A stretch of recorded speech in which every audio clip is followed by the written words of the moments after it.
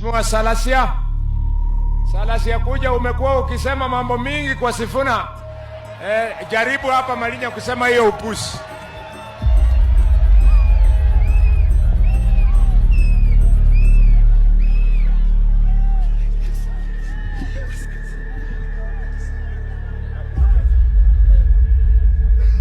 Tumsifu Yesu Kristo.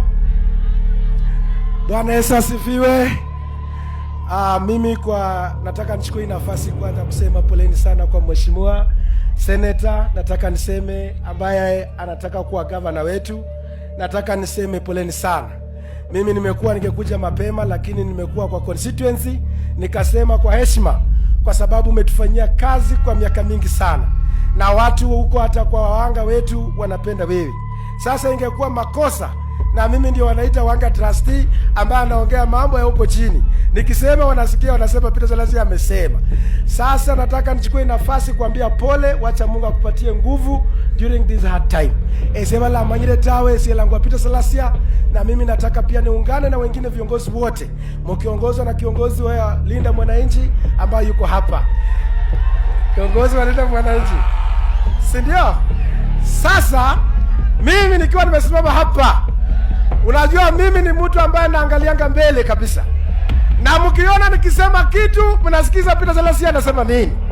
Sasa nataka niwaambie hivi, mimi nilipigwa kule Nyayo Stadium kwa sababu nilikuwa one of the people ambao walikuwa wanataka mambo ya broad based pale, na sababu nyingine nilipigwa pale ni kwa sababu niliambia serikali ya Kenya Kwanza inadanganya baba wetu Raila ati wanamtaka kuwe AU chairman, na mimi niliona watu wanamdanganya ili ya kwamba aende anguke kura.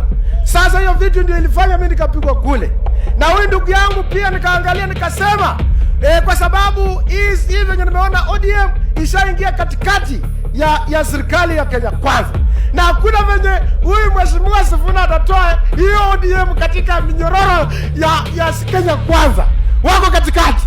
Nikamwambia atoke huko. Mheshimiwa wengine akasema Peter Salasia anadanganya. Lakini yote baadaye imekuja kutimia ya kwamba Peter Salasia alikuwa anasema ukweli. Na umefanya vizuri kuja kuongea na sisi ili ya kwamba tukupeleke venye unataka. Juzi mimi nilisema nimekupatia green light ya kwenda kutafuta mambo yako. Nilifikishwa habari na komando. Komando akasema Peter Salasia kuja ungane na hapa na pale. Sasa mimi nataka niulize watu wa hapa Kakamega swali moja. Kama kuna mtu ambaye ameteseka, mimi nilitolewa kwa komiti zote kwa sababu ya ODM. Mimi ndio nilikuwa naweka sufuria kwa kichwa yangu. Sasa nikakuja nikapeleka kwa sababu nilisimama na msimamo. Sasa mimi nisiwezi kubali tena hii serikali tena irudi mwaka mwingine, ile mwaka inakuja 2027. Sasa nataka niwaulize nyinyi watu wa hapa, na nataka tuungane na nyinyi. Mimi nataka niwaulize, mnataka tuongee story ya kutoa William Ruto hii ama mnataka tena tuanze kuleta mchanganyiko? Tunataka tuongee story moja, si ndio? Sasa mimi nataka Mheshimiwa Eugene Wamalwa na Mheshimiwa Sifuna, kwa sababu mimi nimetembea Kenya hii kuliko nyinyi. Sasa nataka mkae chini mjifungie kwa sufuria moja, mjiulize mnataka kunipatia nani niwasaidie. Mimi mkiniona niko huko na watengenezea. Mureje mbole. Haya.